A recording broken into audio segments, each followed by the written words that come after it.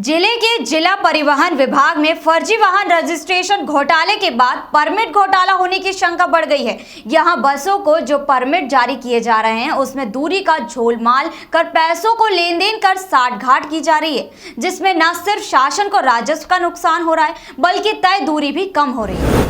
दरअसल जिला परिवहन विभाग ने 1 मार्च से लेकर 30 अप्रैल 2020 को बस क्रमांक MP 50P0201 को परमिट जारी किया था।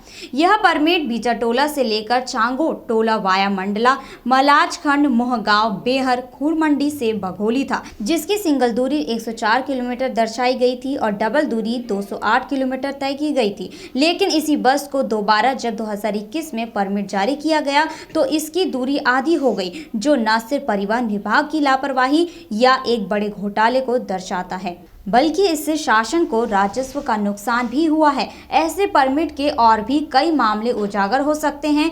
इसी प्रकार 2021 में इसी बस क्रमांक MP 50P0201 के 1 मार्च से लेकर 30 अप्रैल तक एक बार फिर से परमिट जारी किया गया और इस बार भी रूट बीजाटोला से लेकर चांगोटोला वाया मंडला, मलाजखंड, मोहगांव, बेहर, खूरमंडी से बघोली था। लेकिन इस बार इसकी दूरी घट गई। यहाँ जारी परमिट में सिंगल तय दूरी 104 किलोमीटर घटकर 54 किलोमीटर हो गई और डबल दूरी 208 से घटकर 104 किलोमीटर हो गई है। बसों को दोबारा परमिट जारी करने के दौरान नियमों की अनदेखी कर दूरी कम कर शासन को राजस्व का नुकसान पहुंचाने की इस लापरवाही को चालक परिचालक महासंघ के जिला अध्यक्ष योगेश यादव ने जानबूझकर की गई लापरवाही बताया है। उन्होंने बताया कि ऐसा सिर्फ साठगांठ कर ही किया जा सकता है, कारण कोई भी परमिट जारी करने के दौरान न सिर्फ जिला परिवहन अधिकारी हस्ताक्षर करते हैं बल्कि दस्तावेजों की जाँच भी करते हैं। बावजूद इसके इतनी बड़ी लापरवाही साठगांठ को ही दर्शाता है। हम लोगों की संगठन से यहाँ पे गाड़ियाँ संचालित होती है, चालक परिचालक यूनियन की। मैं उसी संबंध में अपनी एक गाड़ी के परमिट के सिलसिले में यहाँ पर आया हुआ था RTO ऑफिस अपने परमिट के काम से आया था। लेकिन मुझे यहाँ पर कुछ ऐसा लगा कि ये परिवहन कार्यालय नहीं, भ्रष्टाचारी का बहुत बड़ा अड्डा हो गया है ये बालाघाट का RTO ऑफिस। क्योंकि जब मैं अपने परमिट के लिए आया तो मुझे एक परमिट ऐसा नज़र आया, जो कि इसकी कॉपी निकलवाया है मैंने। एक गाड़ी है जो कि 2020 में उसका परमिट उठा हुआ था और वो अस्थायी था। उसमें उस परमिट में जो डिस्टेंस, जो दूरी होती किलोमीटर की, वो 208 दिखाई गई थी। उसके बाद कोरोना काल आ गया, गाड़ियां खड़ी हो गई, गवर्नमेंट ने टैक्स माफ़ किया सभी मोटर मालिकों का। लेकिन पुनः वो गाड़ी 2 महीने नॉन यूज में खड़ी रही। नवंबर, दिसंबर, जनवरी, फरवरी ये निकल चुका था और उसको 8 मार्च को RTO महोदय ने परमिट जारी कर दिया, जो कि सरासर गलत और फोर्जरी है। ये फर्जीवाड़ा है ये। और उसमें भी इतनी बड़ी विसंगति पाई गई कि अगर उस परमिट में अगर परिवहन अधिकारी साइन कर रहे हैं तो ये, जैसा कि ये आपको दिखा रहा हूं मैं, ये इसमें दूरी सीधी उनने आधी कर दिया।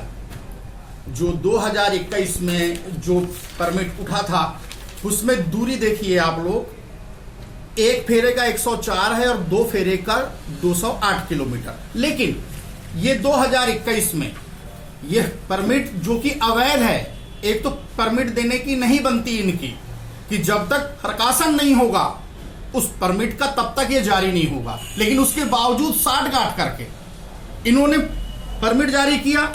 उसमें भी देखिए ये एक फेरा पड़ रहा है मात्र 52 किलोमीटर, 52 किलोमीटर का, और 2 फेरे पड़ रहे 104 किलोमीटर। इसमें शासन का जो बनता है टैक्स, ये टैक्स चोरी का मामला है। और ये सिर्फ अभी एक आया है सामने। हम आए अपनी गाड़ी परमिट देखने के लिए तो एक मामला सामने आया है। ऐसे ना जाने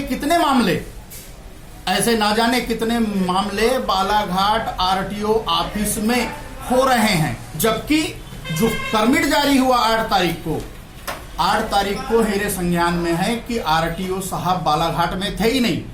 उसके बाद RTO साहब के साइन से परमिट जारी कैसे हो गया? जब आरटीओ साहब बालाघाट में उपलब्ध नहीं है तो परमिट जारी कौन कर रहा है?